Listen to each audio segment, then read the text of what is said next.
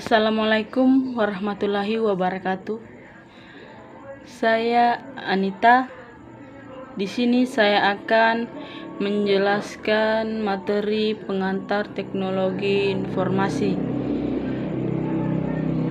Oke, kita mulai saja, yaitu materi pertama yaitu bahasa pemrograman. Itu bisa disebut AIP, cache, dan perulangan. Dalam AIP, cache, perulangan, jenis-jenis pernyataan kontrol seperti penyeleksi kondisi, diantaranya yaitu pernyataan if dan pernyataan switch dan operator. Selanjutnya perulangan kondisi seperti pernyataan while, pernyataan do will, dan pernyataan for. Selanjutnya pernyataan break, pernyataan continue, dan pernyataan exist atau di. Oke, selanjutnya penyeleksi kondisi. Penyeleksi kondisi terbagi menjadi 3, yaitu pernyataan if, pernyataan switch, dan operator. Pertama itu pernyataan if. Terbagi menjadi 2, yaitu memungkinkan program untuk menentukan mana yang benar atau tidak dan melakukan tindakan selanjutnya. Dan bentuk-bentuk pernyataan if pada PHP yaitu if, else, else. Oke, selanjutnya konsep dasar jaringan komputer. Pertama itu jaringan komputer. Pengantarnya yaitu komunikasi awalnya bergantung pada transportasi jalan antar kota, antar provinsi, negara bagian, kemudian antara negara benua. Kemudian melalui televisi, dunia jadi lebih kecil karena orang dapat mengetahui dan mendapatkan informasi tentang apa yang terjadi di bagian dunia lain. Oke, dalam telekomunikasi, informasi disampaikan melalui sinyal. Dan sinyal ada 2 macam, yaitu digital. Secara spesifik, mengacu pada informasi yang diwakili oleh 2 keadaan 0 atau 1. Data digital dikirimkan dengan diwakili 2 kondisi saja, yaitu 0 dan 1. Dan yang kedua yaitu analog, yaitu sinyal yang terus-menerus dengan variasi kekuatan dan kualitas, misalnya suara, cahaya, dan suhu yang dapat berubah-ubah kekuatannya dan kualitasnya. Data analog dikirimkan dalam bentuk yang berkelanjutan, sinyal elektrik berkelanjutan dalam bentuk gelombang. Oke, selanjutnya tujuan jaringan komputer. Tujuan jaringan komputer adalah untuk 1. Resources sharing atau berbagai sumber, seluruh program, peralatan, dan data yang dapat digunakan oleh setiap orang yang ada di jaringan tanpa dipengaruhi lokasi sumber dan pemakai. Oke, yang kedua, high reliability atau kehandalan tinggi. Tersedianya sumber-sumber alternatif kapanpun diperlukan. Oke, selanjutnya bagaimana pengaruh jaringan dalam kehidupan sehari-hari? Ya, dapat Anda lihat di bawah sini ya. Yang pertama itu memeriksa kondisi cuaca ataupun meramalkan keadaan cuaca di kemudian hari. Yang kedua, menampilkan video mengenai keadaan lalu lintas yang terjadi di saat tersebut. Yang ketiga, memeriksa saldo di bank dan membayar tagihan secara online. Yang keempat, mengirim dan menerima Gmail melakukan internet iPhone call. Oke, selanjutnya komunikasi melalui jaringan. Ya, dapat Anda lihat di gambar bagaimana sih berkomunikasi di luar jaringan. 4 elemen dalam komunikasi jaringan komputer. Yang pertama, aturan bagaimana pesan itu dikirim, diarahkan, diterima, dan ditafsirkan. Yang kedua, format pesan atau unit informasi yang berpindah dari suatu perangkat ke perangkat lain. Yang ketiga, medium yang digunakan untuk menghubungkan perangkat jaringan. Dan yang terakhir, perangkat dalam jaringan yang digunakan untuk bertukar pesan. Oke, selanjutnya pengertian IP address. IP address atau alamat IP adalah alamat yang menjadi tanda pengenal atau setiap host yang berhubung ke jaringan dengan TPC atau IP atau internet berdasarkan aturan dari Internet Protocol IP. Yang kedua itu, setiap host yang akan berhubung ke jaringan yang berbasis TPC atau IP harus memiliki IP address. Selanjutnya, IP address bersifat unit. Artinya, dalam suatu jaringan tidak ada 2 host atau lebih yang digunakan dalam IP yang sama. Oke, selanjutnya format IP address. IP address terdiri dari bilangan biner 32 bit yang dibagi dalam 4 oktet dan dituliskan dalam format 4 kelompok bilangan desimal. Selanjutnya, sebagian oktet kelompok 8 bit pertama dari IP address menunjukkan alamat jaringan dan oktet yang lain menunjukkan alamat host.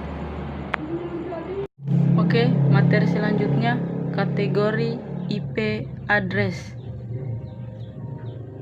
yaitu yang pertama IP statik, yaitu merupakan IP address yang secara permanen dimiliki oleh sebuah mesin.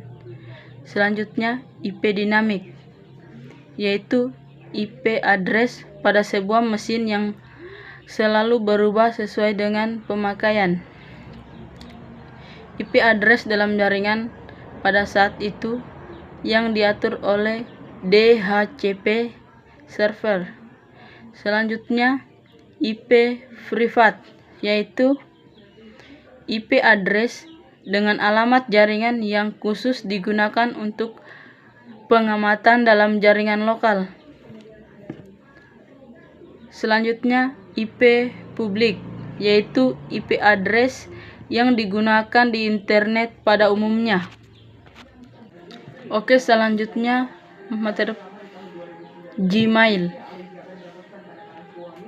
Sumber daya internet yang paling penting dan paling banyak dipakai adalah surat elektronis atau yang lebih dikenal dengan sebutan Gmail. Dengan menggunakan Gmail, setiap orang di internet dapat mentransmisikan suatu pesan teks ke siapapun yang ada di internet. Oke, selanjutnya arsitektur Gmail. 1. Memiliki alamat yang unik. 2. Bukan pelayanan end-to-end atau mesin pengirim dan penerima tidak perlu berkomunikasi secara langsung. Yang ketiga, proses store dan forward. Oke, selanjutnya keuntungan Gmail. Yang pertama itu pengirimannya cepat, dari setelah jam sampai sehari. Yang kedua, sangat murah biayanya, yakni beberapa detik dari pulsa telepon baik di dalam maupun ke luar negeri. Yang ketiga, dapat mengirimkan banyak surat dengan mudah. Yang terakhir, surat yang datang dapat dengan mudah dicatat dan dikembalikan pengirimannya atau disampaikan kepada orang lain. Dan selanjutnya ada pula kerugian Gmail. Yang pertama, Gmail tidak selalu sampai. Kesalahan sedikit saja alamatnya sudah cukup untuk menghalangkan pengiriman. 2. Tidak semua orang melihat Gmail mereka secara teratur. Oke, selanjutnya struktur dan klasifikasi e-komersi. Ada 2 tipe e-komersi. 1. Business to consumer, yaitu transaksi online terjadi antara perusahaan dengan konsumen individual. Kedua, business to business, yaitu perusahaan melakukan transaksi online dengan perusahaan. Oke, selanjutnya ada 2 bagian utama AI. 1. Basis pengetahuan atau bisa disebut knowledge base, berisi fakta-fakta, teori, pemikiran, dan hubungan komponen satu dengan yang lain. Yang kedua, motor inferensi atau biasa disebut inferensi